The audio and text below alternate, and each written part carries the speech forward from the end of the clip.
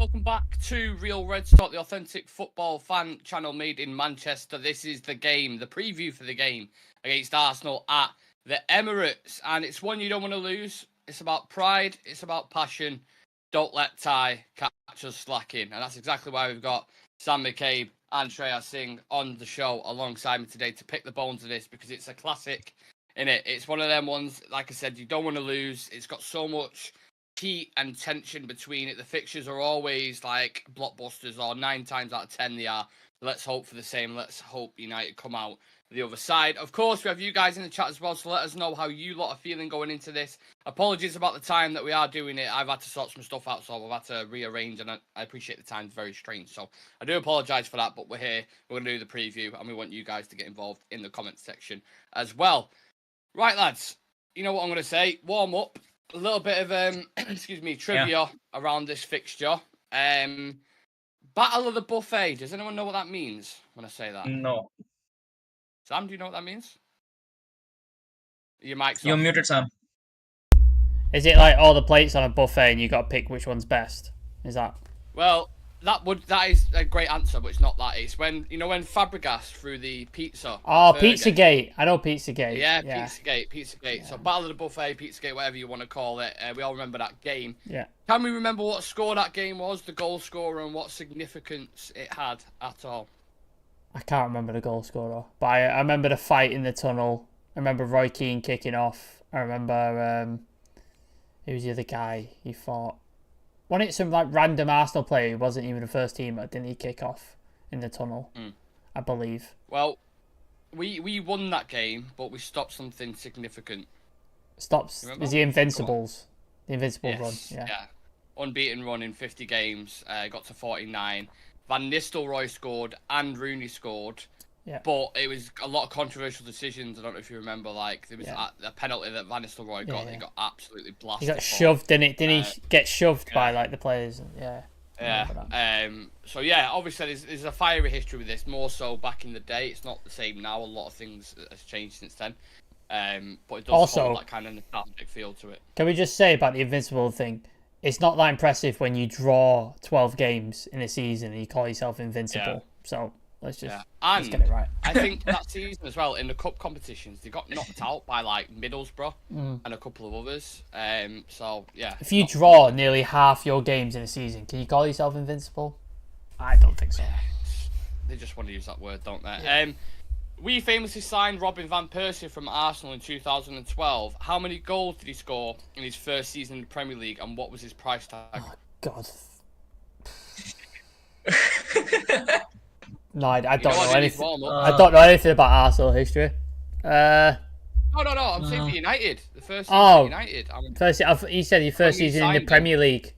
So I thought you meant just his first season. Oh, right, in the Prem for United. Was it 28? 28 goals? 29. 26 was. Okay. 26 goals and 15 assists. Wow. 15 assists. Didn't know that. I didn't know that. Wow. Can you remember the price that we paid for him? 23 million. Yes. Oh, close. Very, very close. 24 million. Yeah. 24 million.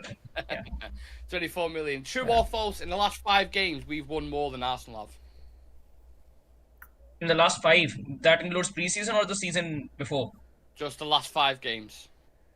Because we've beat him at home, but then we've lost away, haven't we? So it's tricky. Yeah, I think Arsenal have won more, or I think about the same. Is it a trick question? Is it equal? Is it 2 wins each and a draw? Yeah, I had a feeling. Yeah. 2 wins, 2 losses, 1 draw. True or false? Gabriel Jesus had more goal involvements in the league than Bruno Fernandes last year. Goal involvements. False. No, because he was out for like 3 months, wasn't he, last year? So it has to be Bruno. Really? Gabriel Jesus had more. Yeah. Interesting. 11 goals and 6 assists, 17 goal involvements. Bruno though had 8 goals and 8 assists, 16 involvements. One less. Not far. Yeah. Not far away. Yeah. Who cost more, Zinchenko or Luke Shaw? Luke Shaw. Luke Shaw was 30? 35? Yeah. I think. Yeah, 30, 35. Zinchenko's what, 27? 27 million. You're not far off. You're not far off. So Zinchenko 29.9, Luke Shaw 30.5. Okay. So Luke Shaw was more. I think Luke Shaw was 30 plus 5 in add-ons, depending on certain Something criteria. like that, yes. We bought him when he's 19, didn't we, Luke Shaw? 19 years old. Yeah. Yeah, under Van Gaal, 2014, I think it was. Been here 8 years now. Crazy. Yep. Yeah, I love it. Everyone's getting involved in the chat. Keep getting your answers in. I'll read a couple of them out. Who costs more, Martin Ødegaard or Victor Lindelof? Lindelof, because Odegaard went for 40. I think Ødegaard was million, less. I think. I think it was less. I think Ødegaard was like 20 odd. I think it was 40 because Madrid had a release clause, but they But he loaned him, didn't they? abolished it. They abolished it and then they allowed him to leave for about 40 million or 35 million. I'm saying around that figure. I'm saying Lindelof. I think Lindelof cost more. Lindelof was for how much? I think it was like 30, 35, I think. What are we I saying think in the Odegaard. chat? Dan saying Errington's saying in Lindelof. I'm just waiting to see if anyone Anybody else else is going. get involved? Are you Shiraz? Final answer? I'll stick with Lindelof then. So you think Lindelof cost Luke? You both think Lindelof cost more Yeah. than Ødegaard, yeah? Odegaard, Sean saying Odegaard, Dan Errington saying Lindelof. So the split in the chat. Lindelof cost Yeah. more just. So Lindelof was 30.6 million, Ødegaard was 30.2 million. Yeah, I knew he wanted 40. I knew it wasn't 40 million. I knew it was cheaper than it should have been because they were They I don't know wanted. all- I think they wanted him at like 45, and then I think he ended up going for like Yeah. 30 something. So yeah, I remember that. Yeah. Just again for people joining, because I mentioned on the show earlier on we'll be live at 5 o'clock with a preview. I do apologise for some Yes. stuff that's come up, so we're doing it now instead. Apologies again for that. Who costs more, Ben White or Lisandro Martinez? Ben White. Ben White. Yeah, spot on. 50.1 million. I was gonna say they paid a Lisandro, lot. 48. They paid a lot for him, didn't they, from Brighton? So And then the last one, Thomas Partey or Andre Onana? Who costs more? I think Onana. Partey. What we're saying in the chat? Who costs more, people in the chat? Thomas Partey or Andre Onana?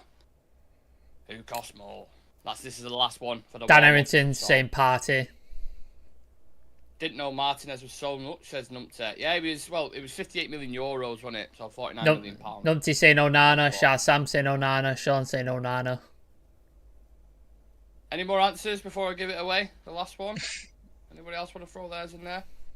I'll give you 10 seconds. Make sure you leave a like for the video, by the way, as well. And subscribe to Real Reds Talk. Is that it? Yeah, Onana it is. Yeah. No, it's equal. Exact same. Ooh. 44.6 million and Yeah. 44.6 I million knew- for Onana. I knew Partey was in the 40s, but I couldn't remember. Yeah. I thought it was going to be a little bit higher than Onana. Yeah. Right then, let's kick the preview off in itself because I want to talk about the game. We obviously travel to the Emirates with a poor away record. I don't think we've won one against the top 9 in God knows how long. Arsenal started their season with 2 wins, 1 draw. We have started it with 2 wins and a loss, but that doesn't really tell the full story. Both teams and both managers have tweaked things tactically from last season, but again, I would say that's one thing we do have in common where it hasn't really worked on the pitch.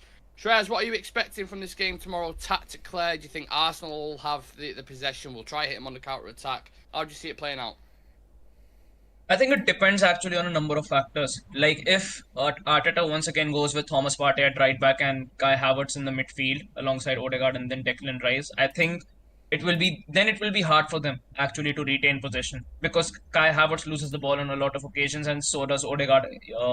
He's not able to provide him with the sort of backing that he needs from his box-to-box partner that plays alongside Odegaard, and that's why Arsenal were not able to perform as well against Fulham. That was one of the biggest things that got called out, and Partey didn't work at right back.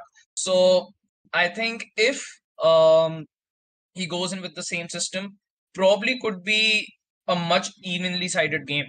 Like you can actually even see possession actually being on this similar level, because if you have to compare both of them United as well as Arsenal, how they've started this season up until now, Arsenal they look good in the first game, but after that, even they lost their mojo, they lost their momentum. Same goes with United. The case was we didn't look good in the first game, we didn't look good at all in the second game.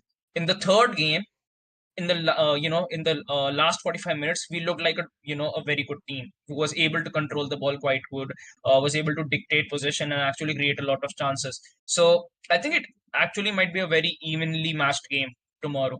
Oh, interesting. Okay. Well, one player who might tip the balance of that kind of 50-50 scale that Shreyas was talking about, Sam, is Rasmus Hojlund. He's available for selection. I don't know actually if he start or not, because we'll dive into the predicted 11s and stuff. But how exciting is that? What are you expecting from him in tomorrow's game?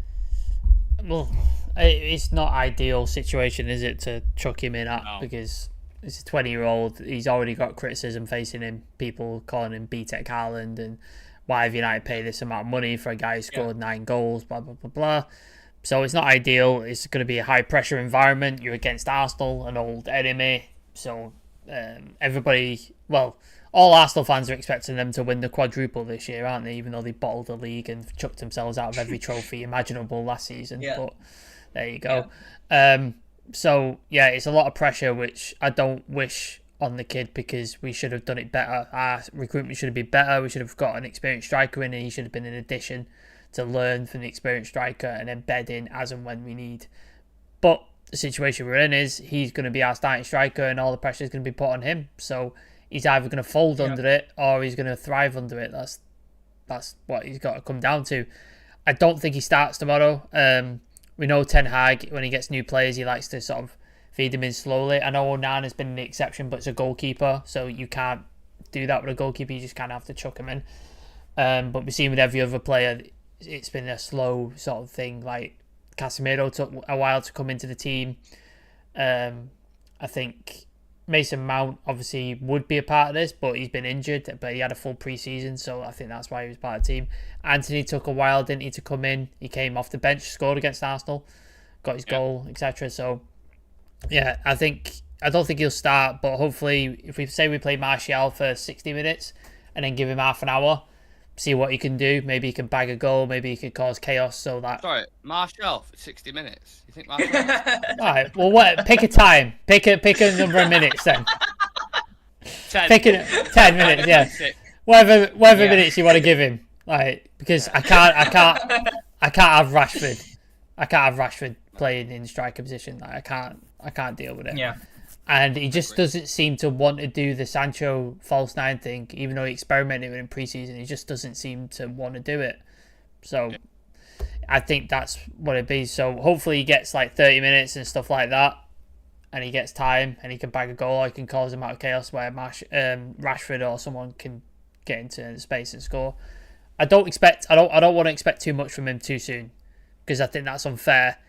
But in reality, he's going to have to hit the ground running. He has to, because he's the only option we have. Literally the only option we have, so he has to. There's a lot of people mentioning Amrabat in the chat, Shreyas. This would have been the perfect game for him to come into that midfield, wouldn't it? When you look at Eriksen and big away games. Yeah. What are you expecting from him as well? Because he's not available for this game, because I think he signed after the game had already been played in the Premier League. So what are you expecting from him in that midfield to come in alongside Casemiro? I think control. I think when we move forward, like we've seen in pretty much every single game that we played this season, that whenever we are on the offensive, Ten Hag wants to play with that 3-1-6, with 6 players actually on the attack, and that 3 as a defense. And what we've seen is, for that lone DM to cover as much ground, Casemiro doesn't have that kind of ability to do that, on a constant basis throughout the game. But Amrabat does. He did that job for Morocco during the World Cup, and he was absolutely amazing in that job. And probably, I think Casemiro can actually, be playing his game a lot well, playing alongside someone like an Amrabat, because I think he would also help in providing Casemiro with the license to move forward a lot more, actually, move around spaces a lot more in the midfield. And having Casemiro and Amrabat, I think the type of tackles and the type of ball recoveries that can be made, I think that also actually goes up by quite a margin, because Eriksen is not good when it comes to interceptions. You can see in a lot of occasions like last season when we went to the Emirates away, we could see Lisandro Martinez was pushing up into midfield and actually retrieving the ball on so many occasions and springing the ball upwards straight to Marcus Rashford. Having Amrabat actually allows us to play a much more higher line with more depth as well, so we can cover a lot more ground. And especially in these big away games, like when we're playing against the likes of Liverpool, Arsenal, City, I think having Casemiro and Amrabat in the midfield will actually help Bruno a lot more as well. Because in away games, I've seen him actually, trying to do more than what is required. You can, actually, he's trying too hard. He just needs to balance out his game on a couple of occasions, and I think having Amrabat in actually helps him in a certain of his aspects. Especially when it comes to losing out on the ball and retaining possession. Yeah, 100%. I think that the one thing that you mentioned about Casemiro then, the Tottenham game, was the one for me where I was looking at it and he was overdoing it, making wrong decisions, kind of overexerting. So Amrabat will definitely help with that. But we could talk about tactics and individual players all we want, Sam. But if you start how we did against Nottingham Forest, you're going to get blasted away regardless, isn't it? Yeah. I mean, Arsenal haven't looked particularly great. And they looked shaky against Crystal Palace, I think. They looked... was it Fulham they played last? Yeah. Didn't look great against Fulham. So it's not the Arsenal team that was sort of running the show last season. And even then, we pushed them closely at the Emirates, didn't we? Like with Casemiro out and stuff like that. It wasn't a drubbing by any means. Like we fought and... Sandro was great in that game, exactly. Yeah. So, like... I think there's positives to be had. Like they haven't started great, we haven't started great. So none of us are on a particularly like amazing run. So I think we haven't started great against Wolves, and who did we play? Nottingham Forest. I think we played well for the first 30 minutes against Spurs. I thought that was probably our best time, and then obviously second half we came out and just capitulated and it went to shit. So I'm hoping we can get a balance of the two where we start all right and we can sort of grow into the game, and as the game gets on we get stronger and we end up sort of like winning it rather than start absolutely terribly, concede and then have to fight back, or the other way around, play really well for the first thing and then just collapse in the second half and get beat. So hopefully a more measured, more balanced performance. It'd be interesting to see which midfield he goes with. I'm really I had trouble picking my starting 11 midfield, because I really don't know what he's going to do, because I don't know what Arteta is going to do. So it's really difficult. That's what I mean. That's why it's exactly. I think it's going to be fascinating in that sense, because whoever they go, whatever kind of individual personnel they go for, you then know what the approach they're going to take. Is Arteta going to stick with that party at right back and then have Havertz playing again? Like, I think there's going to be tweaks across. Because if that's the case, if he does do that, I think we've got a better time of it. I think we could do something there. However, if he switches back and he puts Partey back in the midfield and takes Havertz out, it's a more tricky game, I think. Because then you've got to win that midfield battle, and we haven't got Amrabat in yet. So I think that's the interesting Then you have to fend off Rice as well as Partey in that midfield. Exactly. Yeah. Well, let's take a look. Let's talk about Arsenal a little bit more. Their right side is something I'm personally worried about, Shreyas. Do you think Dalot, or even if Reguilon starts, you think they can deal with Saka? Because that's the one point I'm looking at, and I'm like, that's flaky for me. I think Saka's going to have a... I'm not sure. I'm genuinely not sure if Reguilon can be the guy for the job, especially when it comes to Saka. Like, by far one of their best players, since the season has started, Bukayo Saka. If we're being honest, one of the best players in the league, Saka. Like, he is. You know what's really annoying? Consistent and producing every single game for them. Just really annoying as well. He's a really likable guy. Like, I can't hate the guy. Which makes it worse. I wish he was a dickhead so I could be like, oh, fuck him. But he's like, he's not. He's a nice guy. He's really likable. Yeah, he's a nice guy. So But I think Dalot can actually fend him off. Like, if Dalot is having a good game, I think he can fend it off, because last season we've seen that Dalot can maintain his own against tricky wingers. He can actually be able to carry and maintain the tempo of the game, and whenever someone like as explosive as a Saka is in front of him, that side doesn't get shut off. Like, you can see Dalot actually moving forward, trying to attack from that flank on a lot of occasions. And personally, I wouldn't put Reguilon in this game. I would start with Dalot. I think Dalot, if he is at it, I think he can fend off Saka. I genuinely think that he can fend off Saka, because he's shown that ability last season. I think the biggest question I think tomorrow is going to be how our attackers are going to be actually, providing the defensive support. Because on a lot of, barring Anthony, I think Anthony works like an absolute workhorse when it comes to, tracking back and doing, helping in the defense as well. Whether it's a Rashford or a Sancho or Garnacho, whoever Ten Hag is going to, be putting in there, whatever formation he goes with. I think whoever will be there will have to do a lot of defensive work. They'll have to track back a lot. They'll have to, provide that support to Dallo. And even when they're moving forward, they need to be, well connected. So I think definitely the flank on which Bukayo Saka plays will be something that we need to actually, look into, because if we don't, then, he has that ability to score a goal from practically anywhere around the box. I think there's certain holes in our team because I'm worried about the centre Yeah. back thing. Lindelof has always done well when he's come in. I'm worried about that. I'm worried about the left back spot. I'm worried about who's going to play in midfield, and I'm worried Yeah. about goals as well up top. Do Arsenal have any holes in their team, Sam, that we can exploit? Do you look at their team, how they play for the first 3 games? Is there anything you would target as the manager going into the game tomorrow?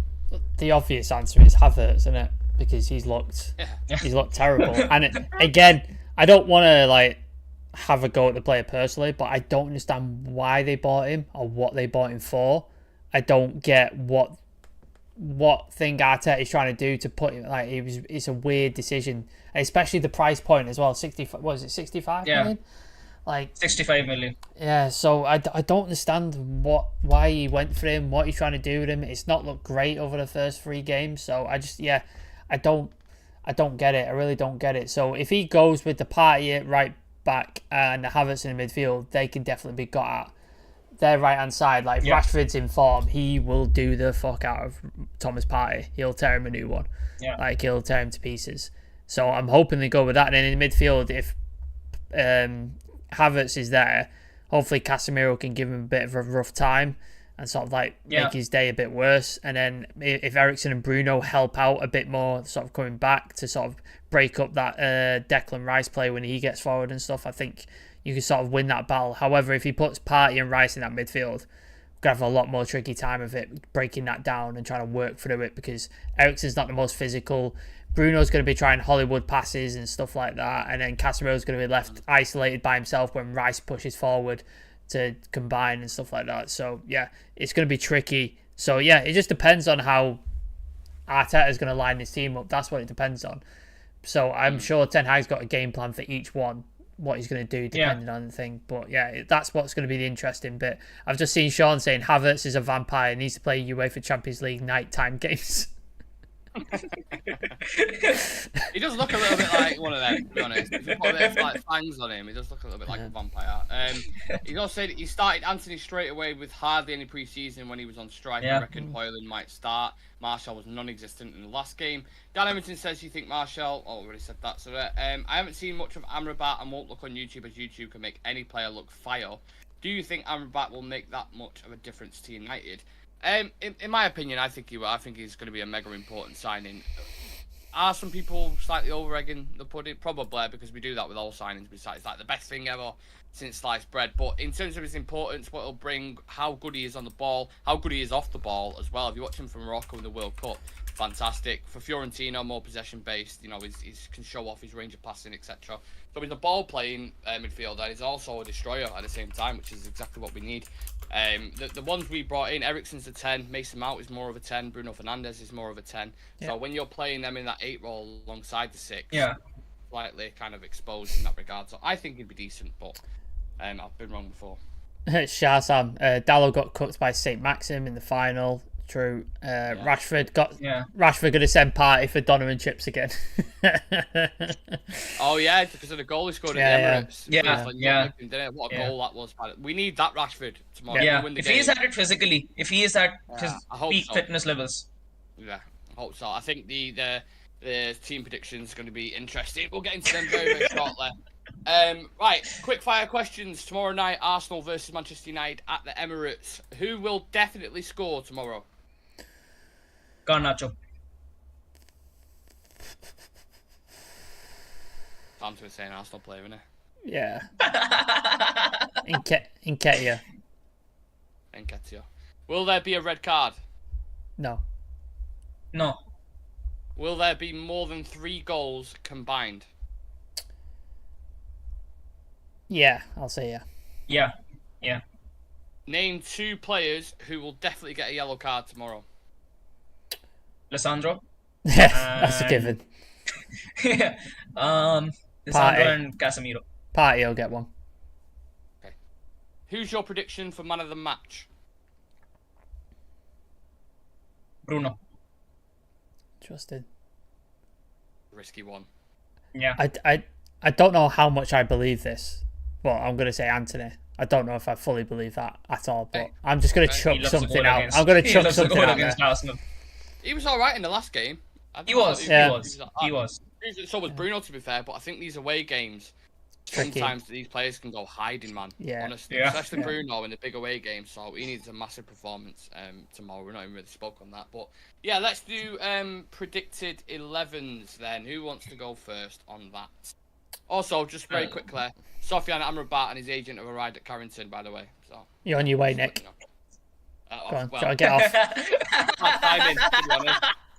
Not great timing. Yeah. I'll go first then. Onana in net. I think Wan-Bissaka on the right hand side. Lissandro and Lindelof. And Dalot on the left hand side. Casemiro and Bruno will be there. And I think he will stick with Eriksen. And Rashford, Hojlund, and Anthony. Well, you've gone the same team as me, I think. Yeah. Yeah, I've gone the same.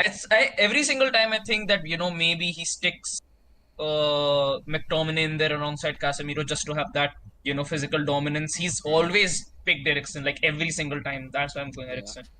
He has been I talking think I about agree. it in the press conference. The one that was embargo, they put it out today saying when we play with Casemiro, Eriksen and Bruno, we have a lot of success.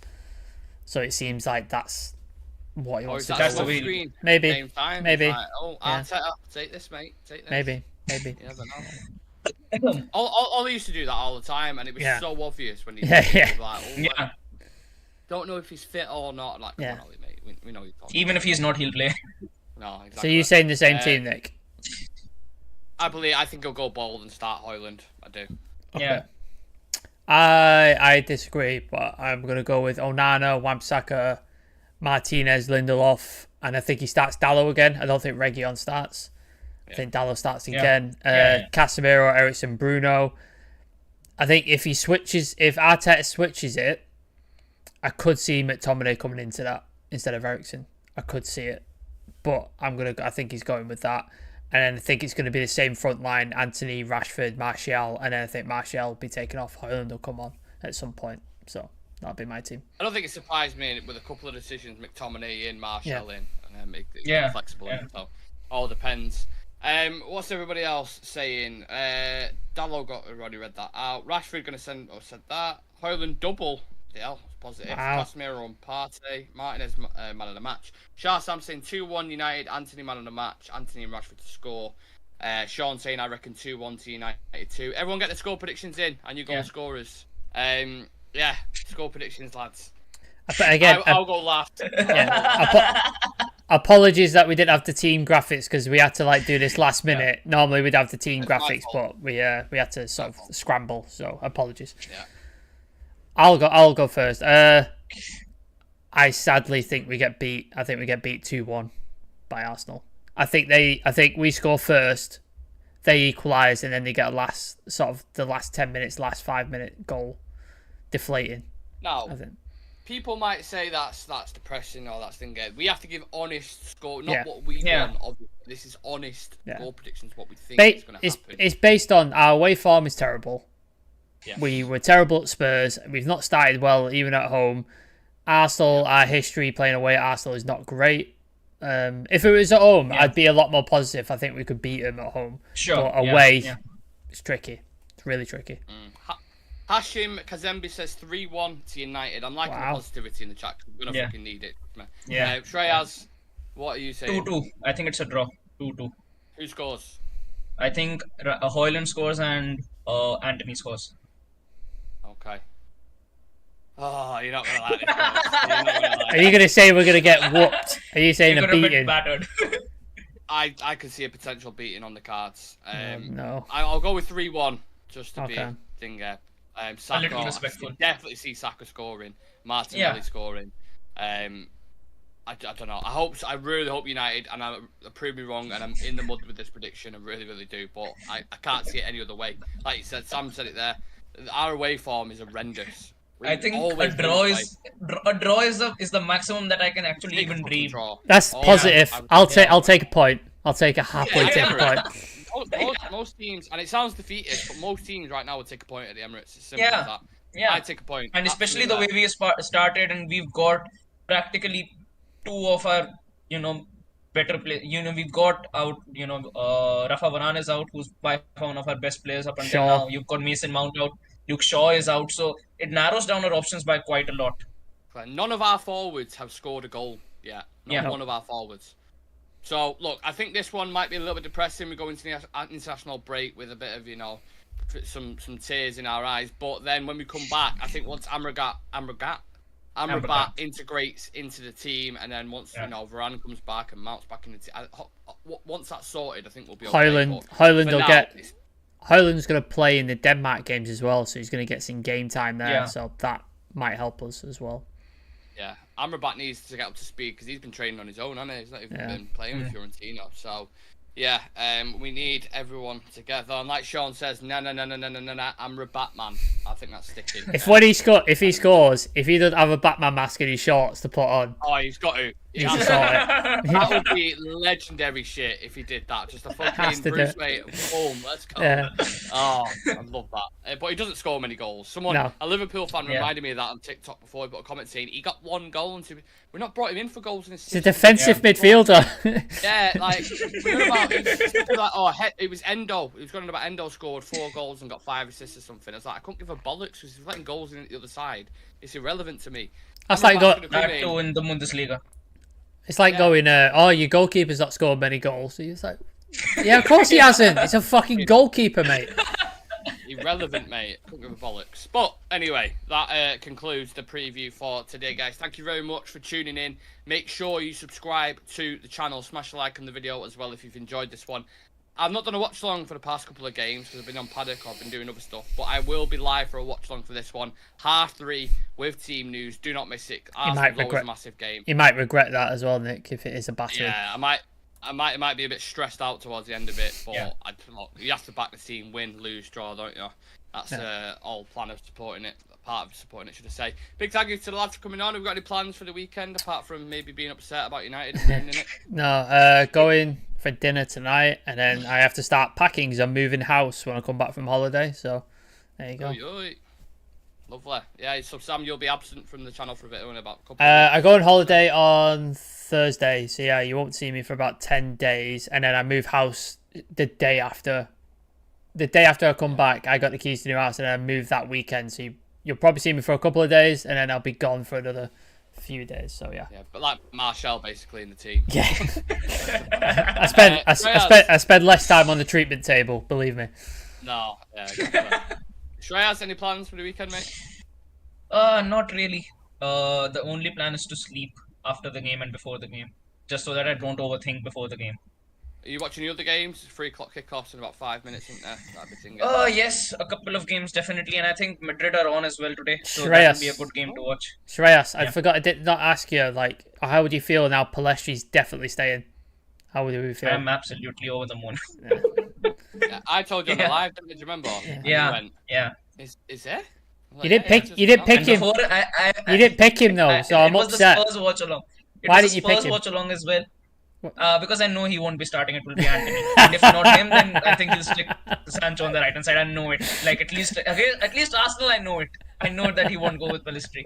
But I remember that it was if he starts Pellistri now. If he starts Pellistri now, right? Sure, yes. It was the Spurs game where I did the watch along, and before the game started, Nick texted me, and he said that Pellistri is starting and Martial is starting as well. Well, let me put this into context. I said might be, and the Martial did start, but Pellistri didn't. So apologies for getting you. Amrabat's agents just posted a picture of a desk with a Man United logo on it, so I assume he's doing his media contract signing stuff now. Yeah. So, has he met Kath at reception yet? That's the I bet he has. Thing. I bet you. Did you see? If he give her a hug. Did you see the photo of him getting on the plane and then somebody quote tweeted it and said, "I didn't know we were signing Andrew Tate." Oh yeah, yeah. I've seen that. Oh, Brighton and Newcastle are on today, so that will be a good game to Yeah, watch. yes. right, Newcastle. Yeah, very good game. Yeah. Yeah, I saw something as well. Someone's made an account on Twitter called Catholic Reception. I just keep tweeting every time we sign a player. Just says can't wait for the hug and stuff like that. Like loads of followers. I'm like, I'd love to know who makes these accounts, man. So fucking random. Evil Kagawa. Do you remember Evil Kagawa? That was my favourite Twitter account. Legendary Twitter account. I'll read out a few more comments. Fuel fans and football knowledge about as deep as a puddle of piss. Yeah, true. That comment. Hashtag Kazami says you guys are doing a great job. Keep it up. Thank you very much. Appreciate the compliment. And then Amra Batman agent just posted a pic. Oh yeah, of the Batcave. Of the Batcave. Of the Batcave. God is always on point. Yeah, we'll leave it at that, guys. Have a lovely weekend. I'll see you for the game tomorrow, 3:30 live on YouTube. Make sure you come and join me on TikTok and YouTube, should I say? And yeah, we'll see you in the next one. Take care. Peace.